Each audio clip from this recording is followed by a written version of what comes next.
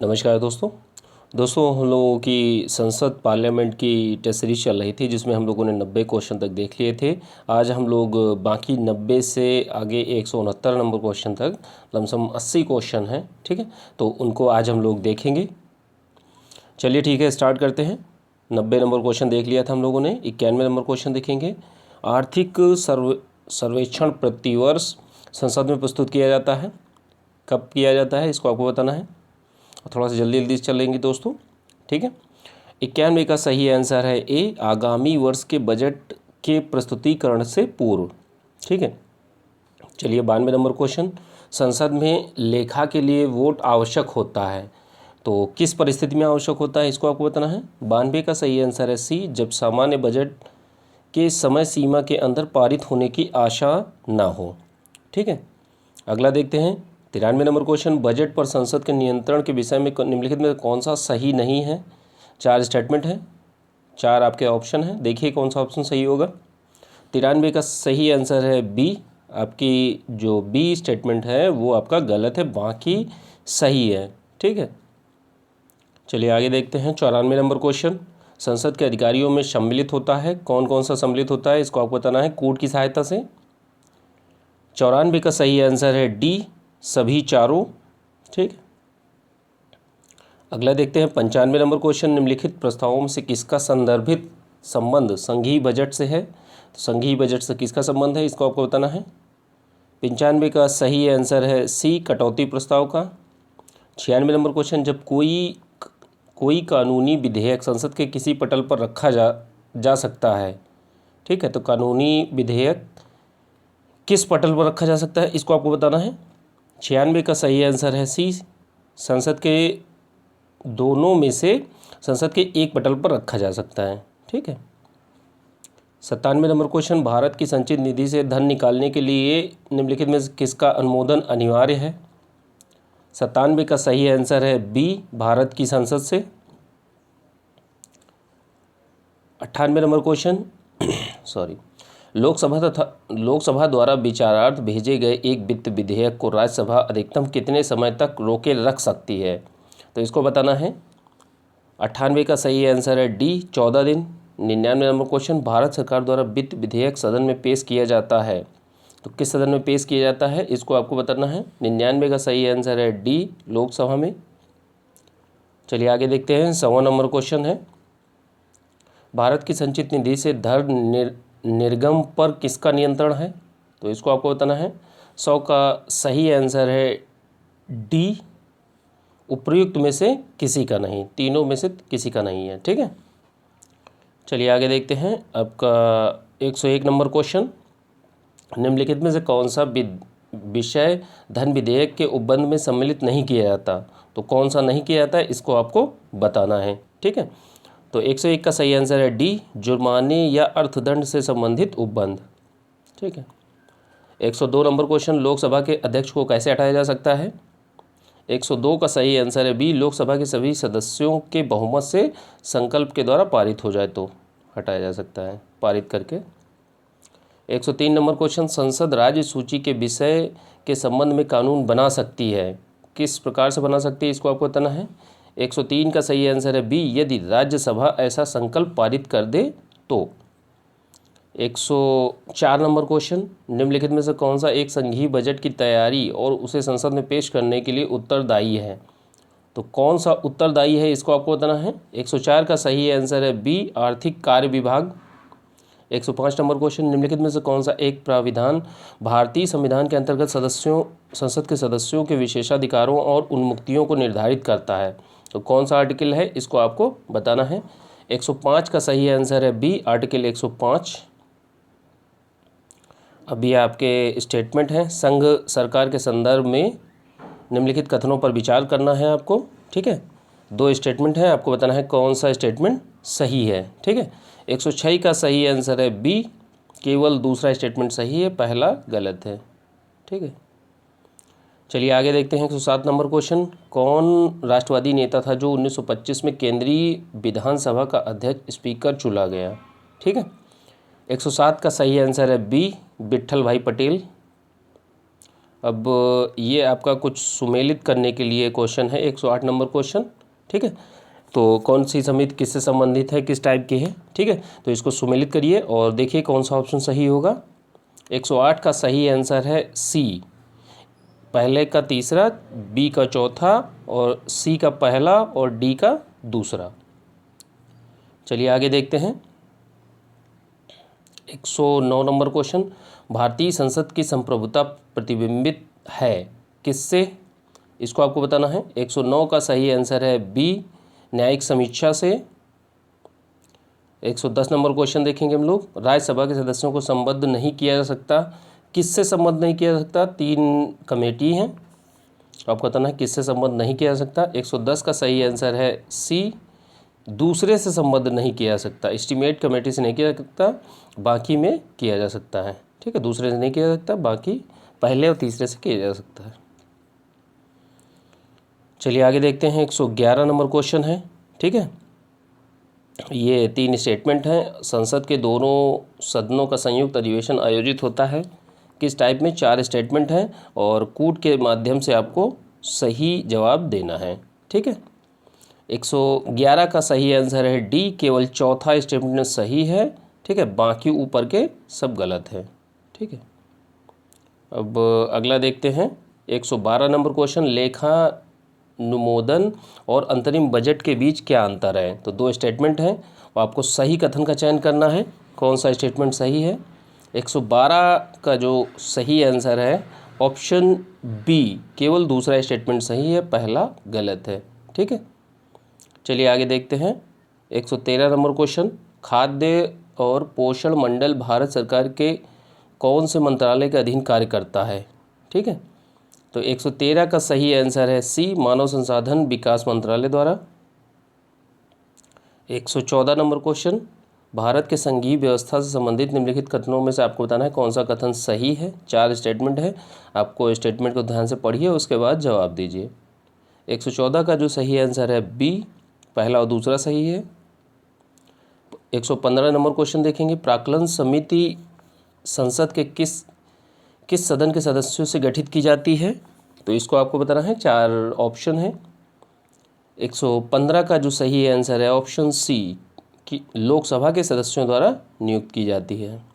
ठीक है, 116 number question देखेंगे, किसी मंत्री के विरुद्ध विशेषाधिकार प्रस्ताव उठाया जा सकता है, वह जब किस स्थिति में, इसको आपको बताना है। 116 का सही आंसर है सी, किसी मामले के तथ्य को रोकता है या तथ्यों का बिगड़ा हुआ वर्णन करता है। ठीक है, अब अगला देखते हैं। 117 नंबर क्वेश्चन। ठीक है, इसमें निम्नलिखित कथनों का परीक्षण करना है और कूट के माध्यम से आपको सही कथनों का चुनाव करना है।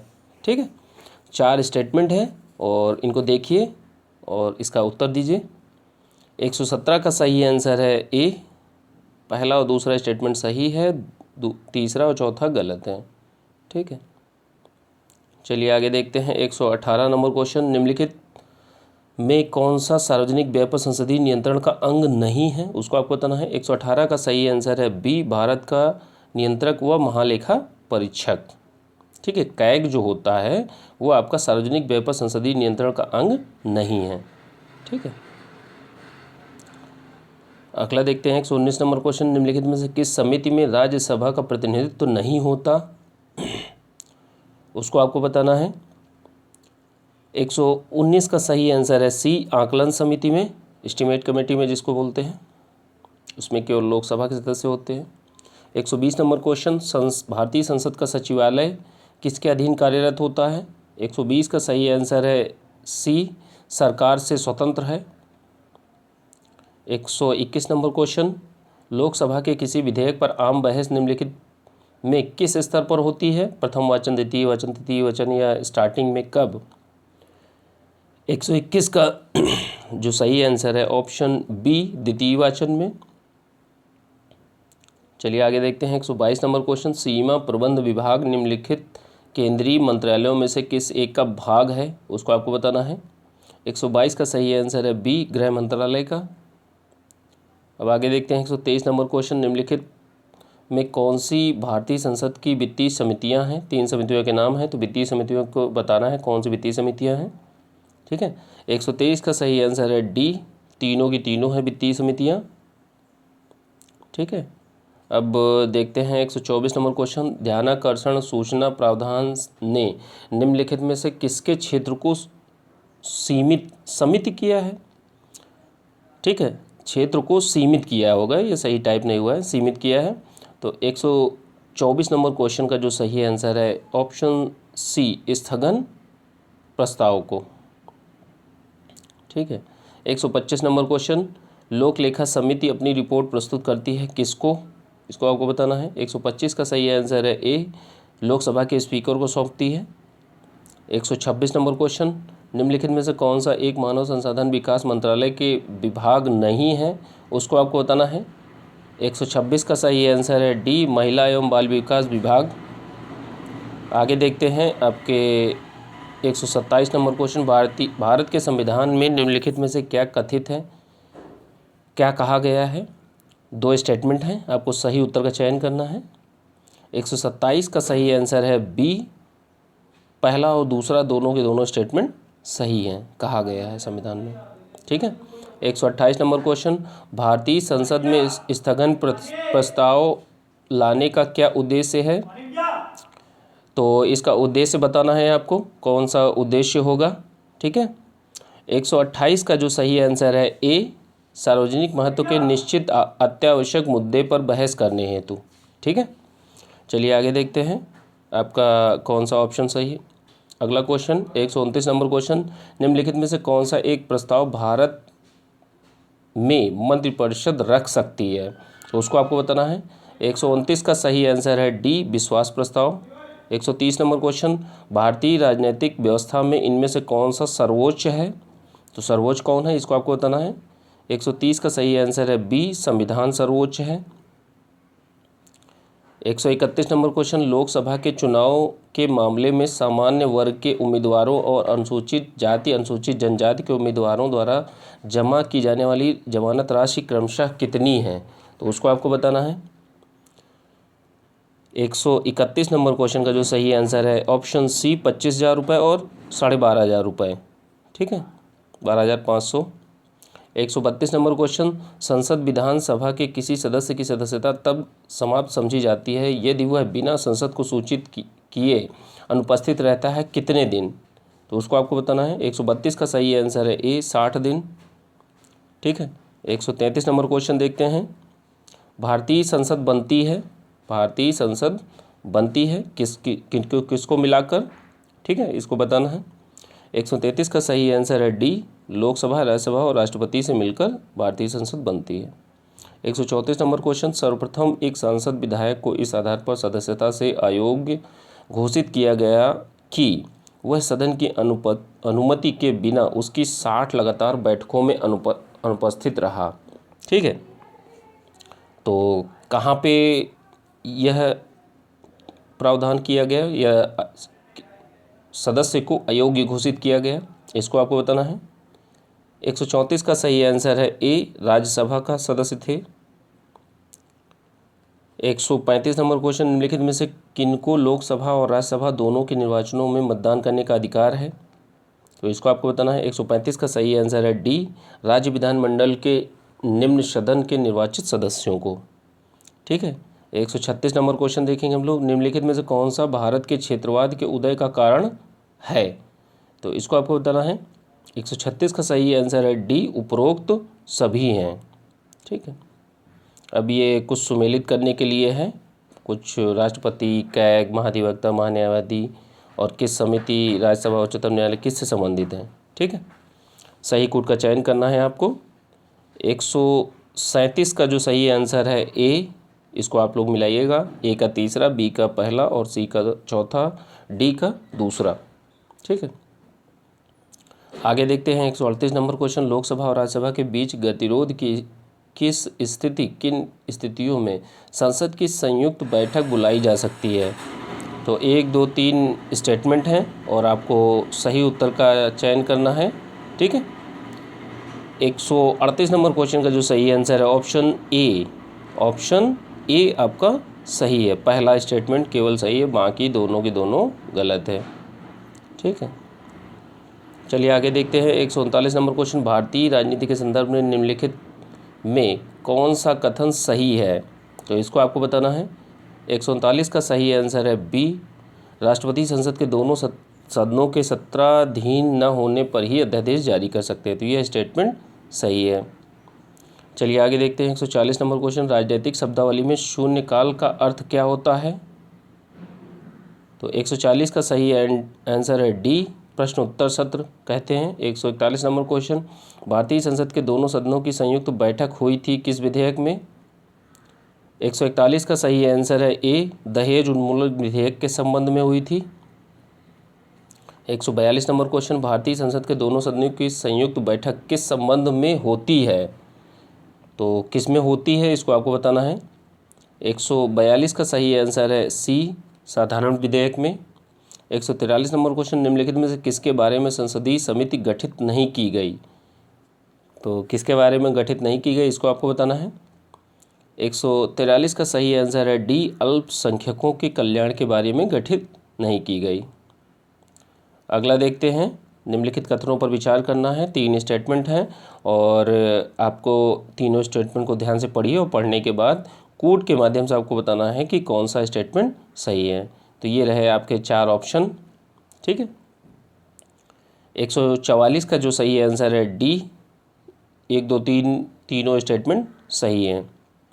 145 नंबर क्वेश्चन। संसद की लोक लेखा समिति का प्रमुख कार्य क्या होता है? तो यह आपको बताना है। ठीक है, 145 नंबर क्वेश्चन का जो सही आंसर है ऑप्शन ए, शासन के वित्तीय लेखा एवं विनिमय तथा कंट्रोलर ऑडिटर जनरल की रिपोर्ट का परीक्षण करना। ठीक है, अगला देखते हैं। कथनों पर विचार करना है। 1 2 3 स्टेटमेंट हैं, आपको बताना है कौन सा कथन असत्य है। रॉन्ग स्टेटमेंट चूज़ करना है आपको, ध्यान रखिएगा बहुत अच्छी तरीके से। ठीक है, 146 का सही आंसर है बी, 2 और 3 स्टेटमेंट गलत है। ध्यान रखिएगा, पहला सही है और गलत ही पूछा था, इसलिए दूसरा ऑप्शन बी सही हो रहा है। चलिए आगे देखते हैं। 147 नंबर क्वेश्चन। अध्यक्ष सदन के किसी सदस्य को बोलने से रोक सकता है और अन्य किसी सदस्य को बोलने दे सकता है, यह घटना क्या कहलाती है? 147 का सही आंसर है डी, बैठ जाना।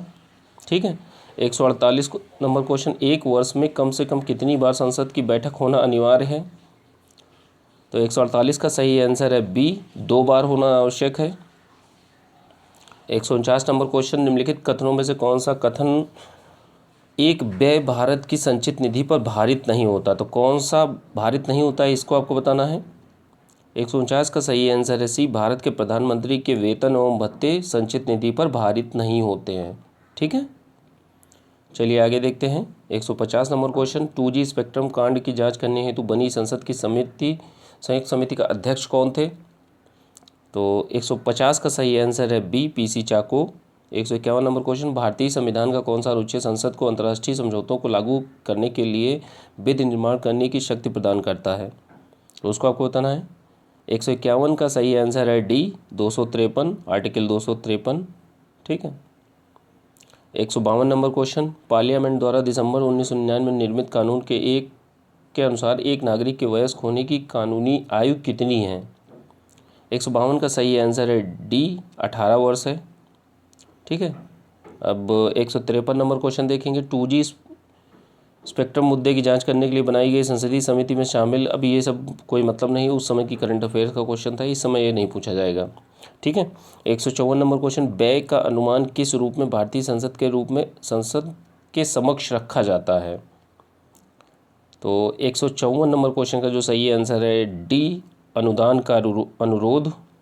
ठीक है, अब ये 155 नंबर क्वेश्चन। निम्नलिखित कथनों पर विचार करना है। लोक लेखा की संसदीय समिति के संबंध में 3 स्टेटमेंट हैं और आपको सही कोड बताना है। ठीक है, कौन सा कोड सही है? 3 स्टेटमेंट हैं और ABCD 4 ऑप्शन हैं। देखिए, 155 का सही आंसर है बी, दूसरा और तीसरा स्टेटमेंट सही है, पहला गलत है। ठीक है, चलिए आगे देखते हैं। 156 नंबर क्वेश्चन, भारतीय संसद की लोक लेखा समिति के अध्यक्ष को कौन मनोनीत करता है? तो 156 का सही आंसर है ए, लोकसभा का अध्यक्ष। अब आगे देखते हैं 157 नंबर क्वेश्चन, निम्नलिखित में से राज्यसभा के विषय में कौन सा सही है? 4 स्टेटमेंट हैं, आपको बताना है कौन सा स्टेटमेंट सही है।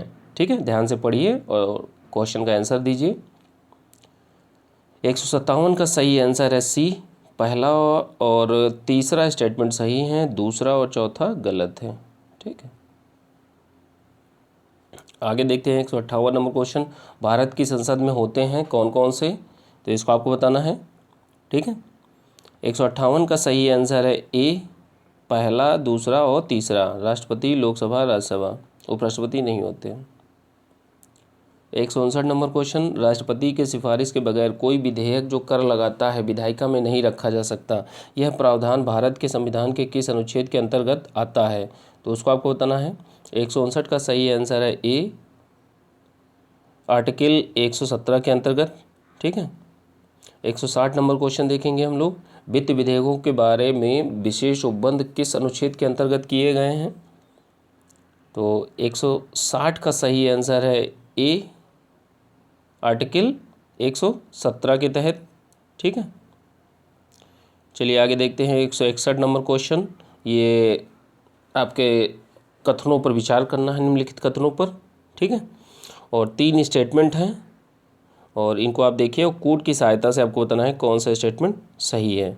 ठीक है, तो देखिए 161 नंबर क्वेश्चन हम लोग देख रहे हैं। 161 का सही आंसर है बी, दूसरा और तीसरा स्टेटमेंट सही है, पहला स्टेटमेंट गलत है।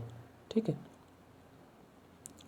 आगे देखते हैं 162 नंबर क्वेश्चन, राज्यसभा का अध्यक्ष क्या होता है? आपको उसके टाइप के बारे में बताना है कि पदेन होता है या चयनित होता है या नियुक्त किया जाता है, क्या है? 162 का सही आंसर है सी, उपराष्ट्रपति पदेन अध्यक्ष होता है। ठीक है, 163 नंबर क्वेश्चन देखेंगे हम लोग, निम्नलिखित कथनों पर विचार करना है, 2 स्टेटमेंट हैं और आपको बताना है कि कौन सा स्टेटमेंट सही है। ठीक है, ध्यान से पढ़िए और पढ़ने के बाद आप जवाब दीजिए। 163 का सही आंसर है बी, केवल दूसरा स्टेटमेंट सही है, पहला गलत है। ठीक है, चलिए आगे देखते हैं 164 नंबर क्वेश्चन, निम्नलिखित कथनों पर विचार करना है, भारत का महान्यायवादी। 4 स्टेटमेंट हैं, कौन सा स्टेटमेंट सही है आपको बताना है। ठीक है, कोड के माध्यम से चूज़ करिए कौन से ऑप्शन सही है। 164 का सही आंसर है सी, 1, 2, 3 स्टेटमेंट सही हैं, चौथा आपका गलत है। 165 नंबर क्वेश्चन देखेंगे हम लोग। ठीक है, 165 नंबर क्वेश्चन, निम्नलिखित में से किन्होंने अपने राजनीतिक जीवन में भारत के प्रधानमंत्री का पद एक बार से अधिक समयांतर के बाद सुशोभित किया है? ठीक है, तो कौन कौन से प्रधानमंत्री हैं जो एक से अधिक बार बने हैं? ठीक है, ये आपके ऑप्शन हैं, अब देखिए कौन सा सही होगा। ठीक है, 165 नंबर क्वेश्चन देख रहे हैं हम लोग। 165 का सही आंसर है सी, 3, 4, 5। ठीक है, गुलजारी लाल नंदा, इंदिरा गांधी, अटल बिहारी वाजपेयी एक से अधिक बार बने हैं। आगे देखते हैं 166 नंबर क्वेश्चन, भारत के संदर्भ में संसदीय शासन प्रणाली में निम्नलिखित में से कौन सा सिद्धांत संस्थागत रूप में निहित है? तो 3 स्टेटमेंट दिए हुए हैं, कौन सा स्टेटमेंट सही है कोड के माध्यम से आपको चुनना है। 166 नंबर क्वेश्चन का जो सही आंसर है ए, पहला और दूसरा स्टेटमेंट सही है, तीसरा गलत है।